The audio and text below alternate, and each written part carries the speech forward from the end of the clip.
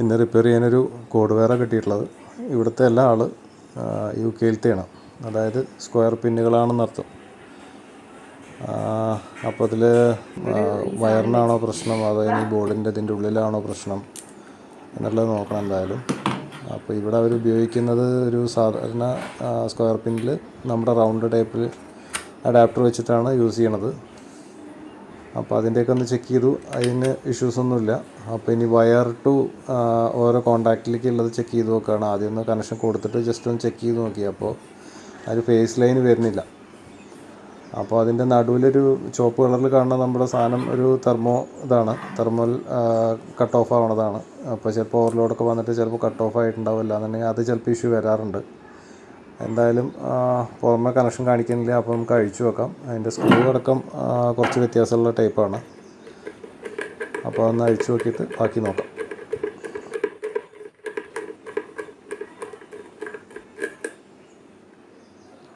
Screw തിരിച്ചു വയ്ക്കുന്ന സമയത്ത് സാധാ നോർമൽ സ്ക്രൂ തന്നെ വയ്ക്കാം. കാരണം പിന്നീട് ഏതെങ്കിലും ടെക്നീഷ്യൻ അഴിച്ചു നോക്കുമ്പോഴേ അതൊക്കെ ബുദ്ധിമുട്ട് വരണ്ട.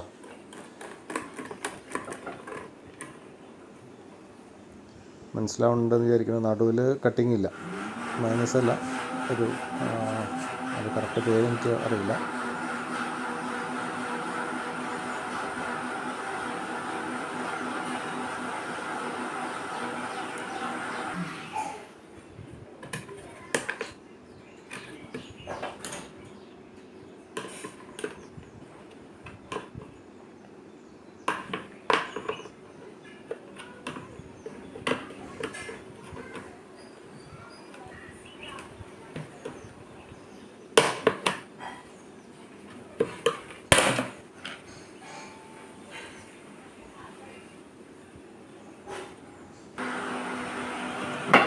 അപ്പോൾ ആദ്യം തന്നെ അഴിച്ചിട്ട് അതിൻ്റെ 3 പിൻ ടോപ്പ് നോക്കിയിട്ടുണ്ടായിരുന്നു. ടോപ്പിന് പ്രശ്നങ്ങളൊന്നും ഉണ്ടായിരുന്നില്ല. അപ്പോൾ ഇനി ടോപ്പൊന്ന് ഇതിലത്തെ ടെർമിനലിലേക്കുള്ള കണക്ഷൻ കറക്റ്റാണെന്ന് നോക്കാം.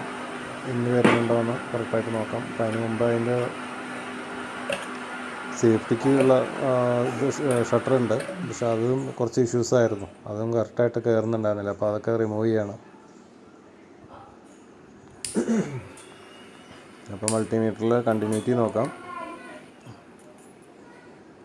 കണ്ടിന്യൂറ്റി ചെക്ക് ചെയ്തിട്ട് ഏകദേശം ഓക്കെ എന്നുണ്ടെങ്കിൽ നമുക്ക് ടെസ്റ്റ് ലാമ്പും കൂടി വെച്ച് കറക്റ്റ് ചെയ്ത് നോക്കി വെക്കാം. അപ്പോൾ അതേപോലെ ആ സ്വിച്ച് ഉണ്ടല്ലോ, ആ സ്വിച്ചിനൊന്ന് ബൈപ്പാസ് ചെയ്ത് കഴിഞ്ഞ് കഴിഞ്ഞാൽ കറക്റ്റായിട്ട് വർക്ക് ചെയ്യണമെന്ന് നോക്കി കഴിഞ്ഞ് കഴിഞ്ഞാൽ ഇഷ്യൂ കഴിഞ്ഞു.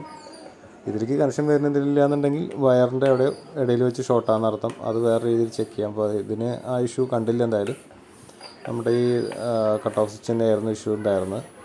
അപ്പോൾ അത് റിമൂവ് ചെയ്തില്ല, അങ്ങനെ തന്നെ വെച്ചിട്ട് അതിന് ബൈപ്പാസ് ചെയ്തിട്ട് സോൾഡർ ചെയ്ത് വിട്ടിട്ടുണ്ട്. അങ്ങനെ ശരിയാക്കി. എന്തായാലും നമ്മുടെ ടെസ്റ്റ് ലാമ്പൊക്കെ വെച്ചപ്പോൾ ബാക്കി കറക്റ്റ് കാണിക്കുന്നുണ്ട്, കുഴപ്പങ്ങളൊന്നുമില്ല. എപ്പോഴും ടെസ്റ്റർ വെച്ചിട്ടോ ഇല്ലെന്നുണ്ടെങ്കിൽ മൾട്ടിമീറ്റർ വെച്ച് നോക്കണേക്കാട്ടും ബെസ്റ്റ് ഇതേപോലത്തെ സാധനങ്ങൾ നമ്മൾ ഇതേപോലെ തന്നെ ഒരു ലാമ്പ് വെച്ചിട്ട് തന്നെ ടെസ്റ്റ് ചെയ്യണം. അപ്പോഴാണ് അത് പ്രോപ്പറായിട്ട് മനസ്സിലാവുള്ളൂ. ചിലപ്പോൾ ചെറിയ ഇഷ്യൂസൊന്നും നമുക്ക് മൾട്ടിമീറ്ററിലൊന്നും നമുക്കത് കാണിക്കില്ല.